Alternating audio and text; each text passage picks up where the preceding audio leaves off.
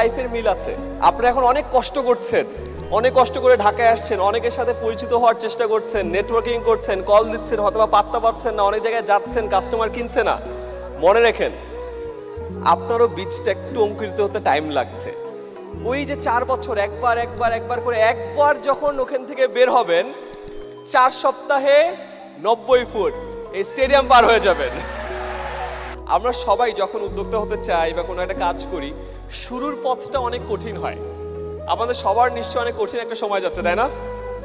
অনেকে স্ট্রাগল করছেন, অনেকে চিন্তা করছেন ছেড়ে দিব কিনা, বাট তাও এই জায়গাটা আপনি ধরে আছেন।